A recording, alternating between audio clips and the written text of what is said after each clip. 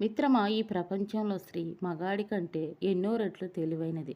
ఆమె ఒక మగాడితో మాట్లాడుతున్న సమయంలో లేదా గమనిస్తున్న సమయంలో అతను చూసే చూపులను బట్టి అర్థం ఏమిటి? అతను తన నుంచి ఏమి ఆశిస్తున్నాడని తెలుసుకోగలదు. మిత్రమా, బతిమలాడితే దక్కకూడదు ప్రేమ, భిక్షం అడుక్కోకూడదు అభిమానం, అడిగి పొందకూడదు బాధ్యత, నచ్చ చెప్పకూడదు భావాలు. మిత్రమా, మిమ్మల్ని బలవంతులుగా చేసే ప్రతి ఆశయాన్ని స్వీకరించండి. బలహీనపరిచే ప్రతి ఆలోచన కూడా తిరస్కరించండి.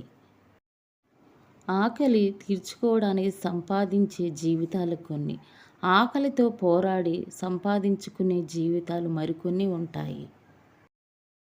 మాట్లాడాలనుకునే వారికి ఖచ్చితంగా సమయం దొరుకుతుంది, కానీ వద్దనుకునే వారికి సాకు దొరుకుతుంది. మిత్రమా, డబ్బు ఎవరికోసమైనా ఖర్చు చేయొచ్చు, కానీ సమయాన్ని మాత్రం అర్హత కలిగిన వారికే ఖర్చు చేయాలి. గుర్తుంచుకో.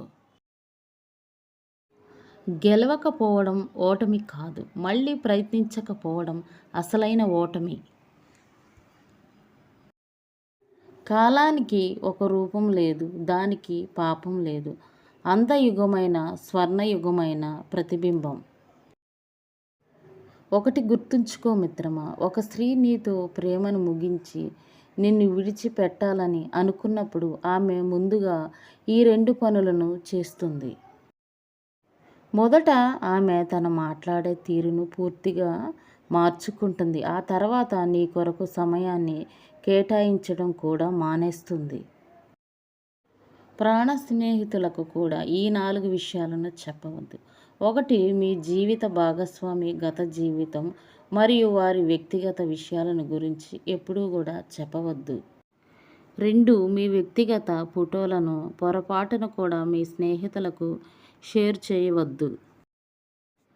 3. మీ ఆస్తుల వివరాల గురించి మీ స్నేహితుల ముందు నోరు జారవద్దు. 4. మీ సంపాదన వివరాల గురించి మీ స్నేహితులకు ఎప్పుడూ కూడా చెప్పవద్దు. ప్రతి భర్త తన భార్యను మరో తల్లి రూపంగా భావిస్తే ప్రతి భార్య తన భర్తను మొదటి బిడ్డగా పరిగణిస్తుంది. ఇదే మధురమైన బంధం ఇప్పటికీ ఎప్పటికీ కాదంటారా? మూర్ఖురాలైన మహిళ తన భర్తను బానిస చేసి ఆ బానిసత్వానికి యజమానురాలుగా ఉంటుంది, కానీ తెలివైన భార్య తన భర్తను రాజును చేసి ఆ రాజకీయ రాణిలా ఉంటుంది.